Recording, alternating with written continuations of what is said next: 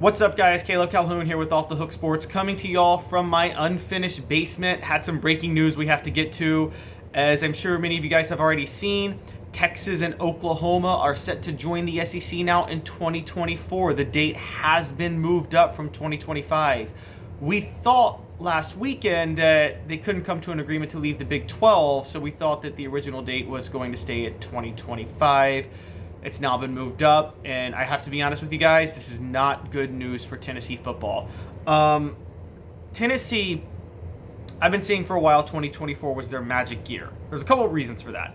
I think that's the first year that Tennessee football fully arrives as a program under Josh Heupel. And when I say fully arrive, I mean that's where they hit the national stage on a regular basis now, and there's no more recruiting or rebuilding needed to be done. I say that because Nico Iamaleava is a match made in heaven for Josh Heupel. He fell out of the sky. I mean, this is Tim Tebow to Urban Meyer spread offense, Danny Warfel to Steve Spurrier's fun and gun, Tommy Frazier to Tom Osborne's triple option. It's that type of perfect match if you look at his style. We know 2024 is the year he's going to be starting. Even if he is going to be starting in 2023, we know 2024 is going to be the better year. It's a full year in the system for him. So even though the offense is very easy to figure out, obviously another year and chemistry and things like that still matter. So 2024 was always going to be the magical year in which quarterback play just reaches another stratosphere under Josh Heupel for Tennessee football. More importantly than that, though, because the offense was obviously not a problem last year, is the defense is going to take a huge step that year.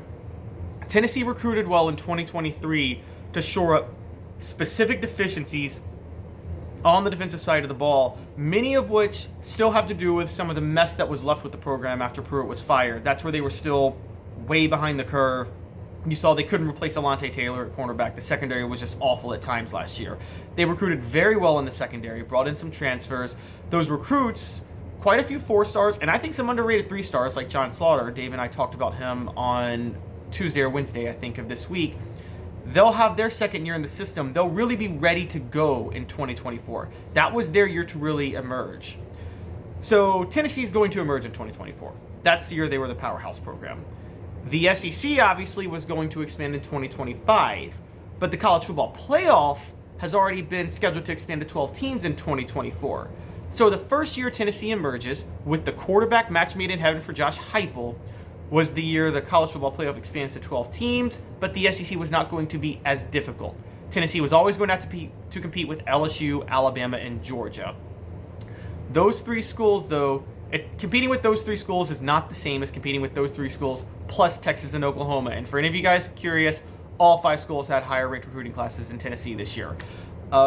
Tennessee could have competed with Alabama, Georgia, and LSU alone. When you add Texas and Oklahoma, winning the SEC requires a level of luck beyond just matchup advantages, which Tennessee would have with Nico playing under Josh Heupel, and talent.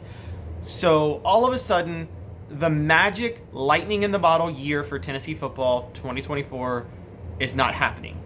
They can still win the SEC.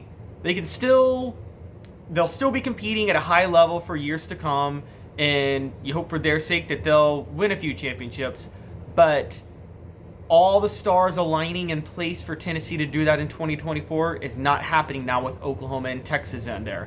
Now, there are some concerns at Oklahoma about Brent Venables, and you can wonder about the future of the program under him.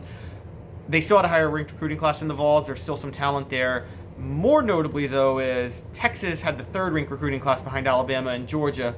I don't think they're going anywhere under Steve Sarkisian. However you feel about him and whatever issues he's had in the past, he's shown that when he has talent, he knows how to maximize that talent with his offensive schemes. Arch Manning is going to be running that offense in 2024.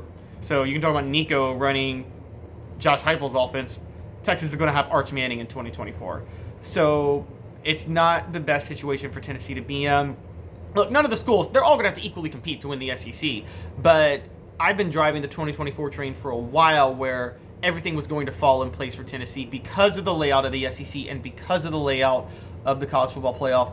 That's not happening now. Tennessee is going to have a much tougher road to win it.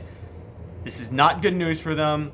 But quite honestly, I'll close by saying this is worse news for a lot of other schools in the SEC because the conference just got very brutal. And this really makes it official that 2024 is the start of the brand new era for college football because the SEC goes to 16 teams that year. The college football playoff expands to 12 teams, and we don't know what's going to happen after that.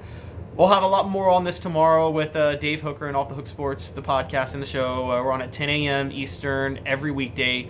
If you like this video, please hit the like and subscribe button. Please tune in tomorrow for what we're going to have to say about this. There's going to be a lot more. I'm sure Dave is going to have a lot of his own thoughts too.